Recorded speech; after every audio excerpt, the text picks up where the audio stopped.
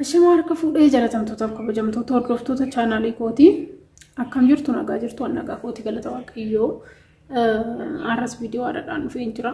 Yaa torbee kan ammoo rabbi na gargaaree akka viidiyoo hojjedhuuf jechuudha hojjechaa jira.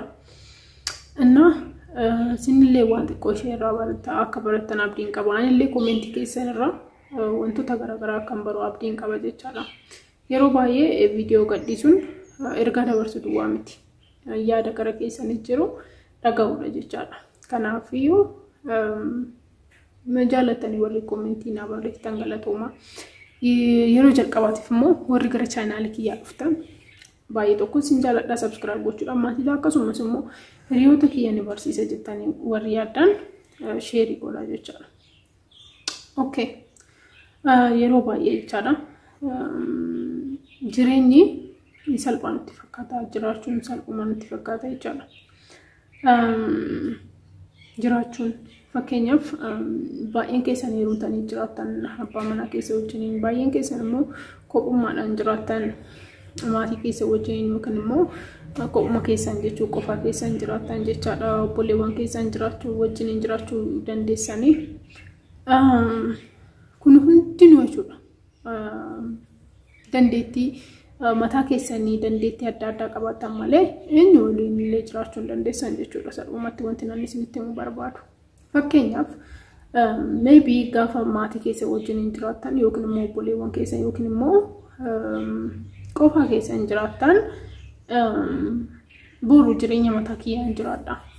Heerumeen daa'ima kiyya wajjiniin abbaa manaa kiyya wajjiniin jiraadha jettanii yaadan jechaadha. Gaafa immoo abbaa manaa keessa wajjiniin osoo ma jiraattanu gadduu dandeessan. Dursa maybe gaafa isa wajjin jiraachuu jalqabe yookiin abbaan manaa kiyya wajjiniin jiraachuu jalqabe gaafa daa'ima kiyya wajjiniin jiraachuu jalqabeen gammadee jiraadha. Homaa miti amma yeroo nani dabarsu kun jettanii yaaduu dandeessan jechaadha. Eegammoo abbaa manaa keessanitti heerumtanii abbaan manaa keessan isa sin yaaddaniin alatti isin gaddisiisuu danda'a jechuudha. So asbiratti dubartii jechuun shamarree jechuun ogummaa guddaan kan kennameef wantuma hin taane jechuudha. Waanuma tokkoyyuu kan ishee jalan dabarre jechuudha. Nama kamiyyuu waan fe'ee amansiisuu kan dandeessudha jechuudha shamarree jechuun. Shamarree jechuun akka dhiiratii miti shamarree jechuun dandeettii guddaa kan qabdudha. Akkasitti yaada yeroo baay'ee jechuudha. Garuu namni kamiyyuu dandeettii mataa isaa qaba. Akkuma duraa sineen jedhe fakkeenyaaf nama tokko baay'istanii viidiyoo isa deengadasinii kalleessisanii gaddisiisa irratti jechuudha. Nama gaafa amantan namni sin gaddisiisuu danda'a. Namni sin gaddisiisee immoo cabuu dandeessan miidhamuu dandeessan sineen jedheen ture jechaadha. So kana jechuun koo maal jechuudha? Dandeettii qabaatan malee, obsa qabaatan malee, beekumsa qabaatan malee, ogummaa qabaatan malee nama wajjin jiraachuu dandeessan. Abbaa manaa keessa wajjin isaa ta'u, maatii keessa wajjin isaa ta'u, qofaa keessan isa waliin illee jiraachuu dandeessan. Maaliif wanti isin yaadne sin qunnamuu danda'a. Wanti osuma mul'atu dhugaa jiru nama abbaa manaa keessa amansiisuu dandeessuu dhabuu dandeessan jechaadha. Fakkeenyaaf abbaan manaa keessan sanarratti dubartii biraa jaallachuu danda'a. Wanti isin gootan isin amanuu dhiisuu danda'a. Wanti tokko waan gaarii isaa ta'u waan gadhee isin gootanii gaarummaadhaaf gootanii akka ammeenyaatti ilaaluu danda'a. Bakka jireenya keessatti wanti isin yaaddanii hin beeknetu isin qunnamuu danda'a jechuudha. Wanti isin yaaddanii hin beekne tasuma wanti isin yaaddanii hin beekne. Kanaaf sababii kanaaf jechaadha. Yeroo hundumaa wanti ani isinitti himuu barbaadu obsa akka qabaattan ogummaa keessanitti akka fayyadamtan isiniin jechuu barbaada. Maaliif salphaa miti baay'ee akkanatti yeroo haasa'u kana maybe salphaa fakkaachuu danda'a. Haasa'uu fi raawwachuun tokko miti durumaan isinitti himeera. Wanti tokko haasa'uu fi raawwachuun tokko miti yeroo baay'ee.